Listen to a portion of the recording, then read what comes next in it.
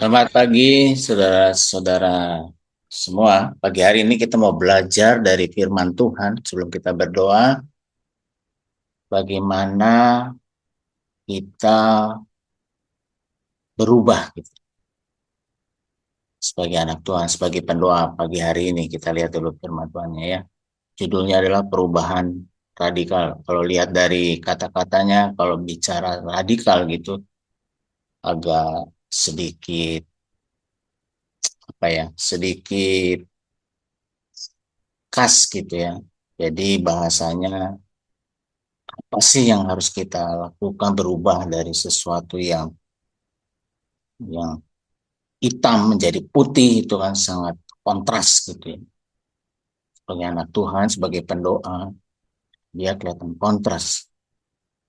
Doa sebagai tugas, sebagai sebagai program sekarang menjadi proses gitu.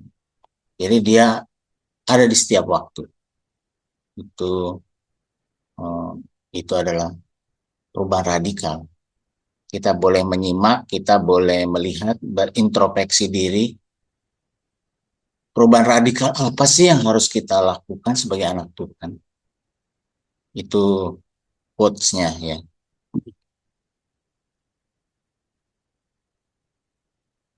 Kata radikal ini bisa bersifat positif atau negatif ya. Dari mana kita memandang. Artinya radikal yang pagi hari ini kita bahas adalah berarti atau bermakna positif, bukan yang negatif ya. Biar kita semangat ya. Setiap pagi pemimpin usai doa selalu berkata, semangat. Itu memang terjadi di gereja kita. Bukan yel-yel yang tak penuh arti, tapi dia bermakna positif. Perubahan radikal yang dimaksud yang sedang kita bincangkan adalah perubahan perilaku yang positif, yang menghasilkan buah roh. Sini di Galatia 5 ayat 22-23 itu terjadi nyata di gereja kita. Di waktu-waktu yang sekarang sebenarnya hari-hari ini tuh mengerikan loh saudara. Kemarin saya berbincang sama teman sampai ada 1 jam lebih bahwa dunia ini kalau kita nggak jaga-jaga ya kita bisa sama dengan dunia. Sedangkan kita adalah anak Tuhan. Jadi kita harus saling menasihatkan satu dengan yang lain ya. Ajak teman-temannya kita masuk dalam frekuensi positifnya Tuhan Yesus. Seperti pagi hari ini kita berdoa bersama-sama. Dia nggak hanya ada di 1 minggu, tetapi dia ada di setiap hari.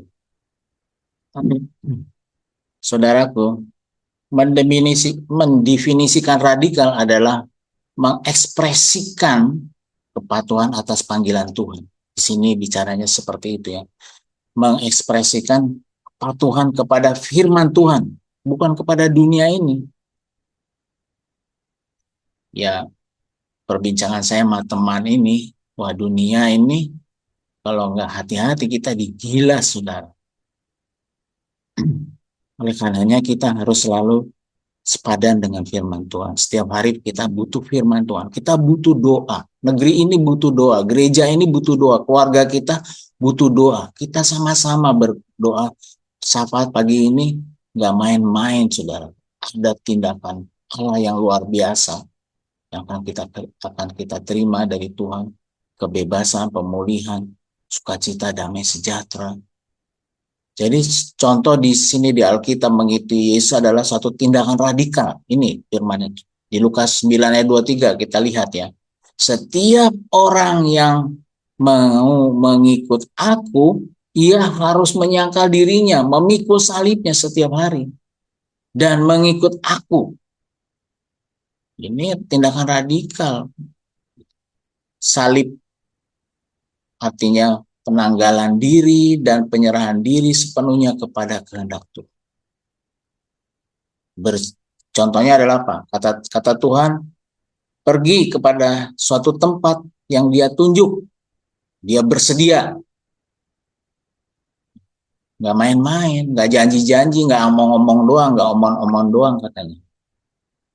Dia berkata ya, ya dia lakukan. Yang lain lagi adalah melakukan apa yang Tuhan katakan. Kata firman Tuhan, tetaplah berdoa, ya berdoa. Mengasihi dia lebih dari kehidupannya sendiri. Nah, inilah tindakan radikal yang kita pelajari pagi hari ini. Kelihatannya nggak mudah mengerjakannya, tapi Roh Allah akan menyertai kita, saudara.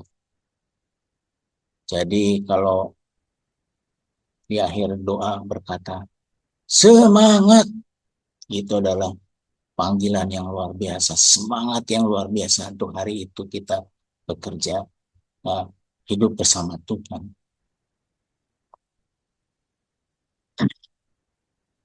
Coba ada dua contoh dari manusia, contoh tokoh bagaimana dia hidup radikal. Kita lihat ada dua di Alkitab, ini contoh aja ya. Dan kita mau keputusan apa yang kita ambil hari ini.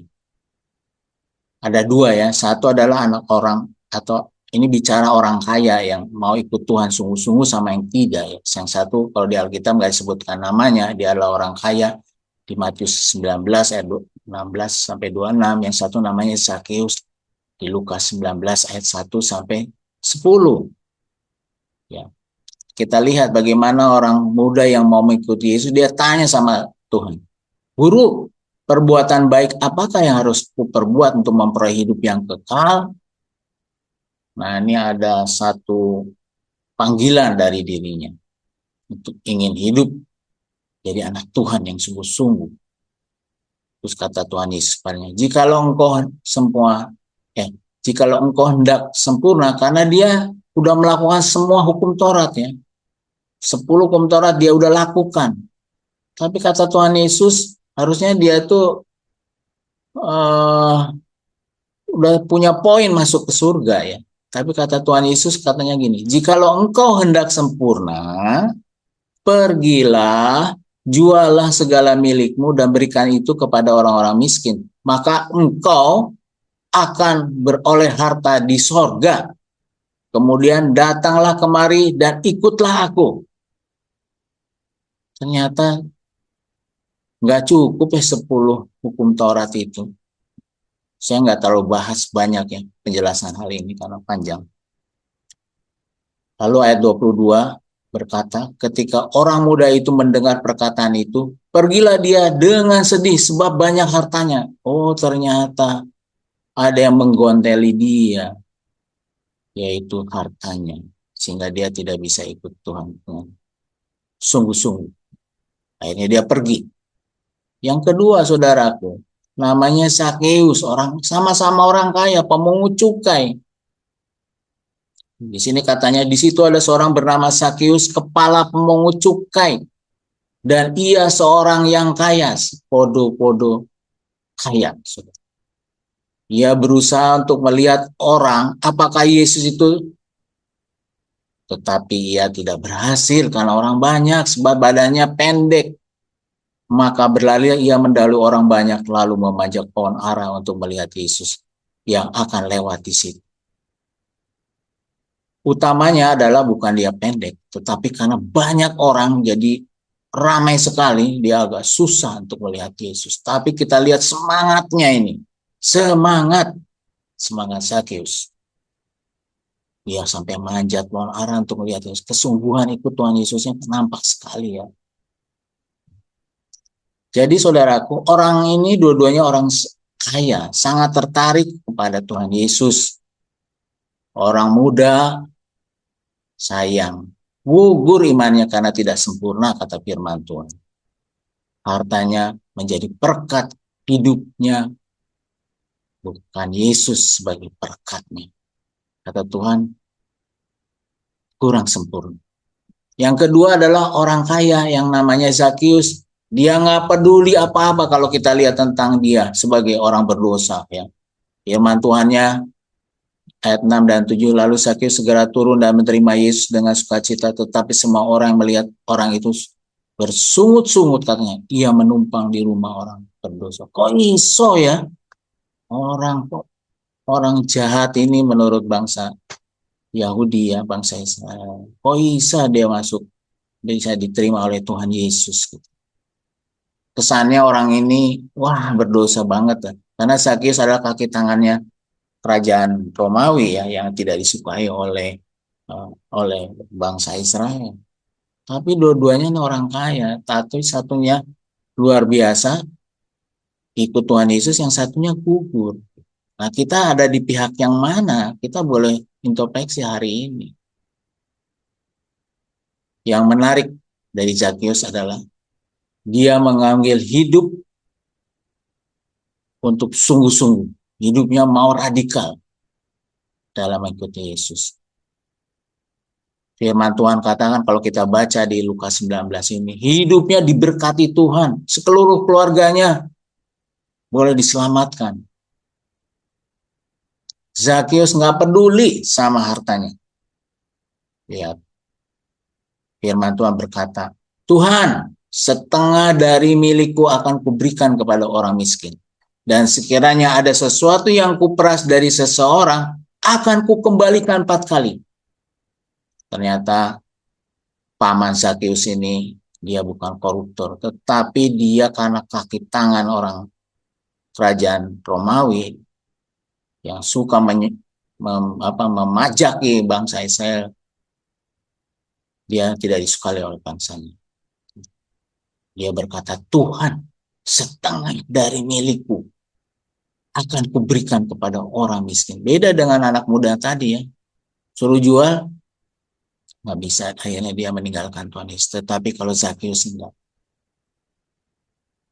pertobatannya diterima dengan Tuhan Yesus, dan Tuhan lihat kesungguhannya. Maka berkatnya adalah hari ini telah terjadi keselamatan kepada rumah ini, karena orang ini pun anak Abraham. Sebab anak manusia datang untuk mencari dan menyelamatkan yang hilang. Saudaraku, pagi hari ini kita belajar dari kedua tokoh ini.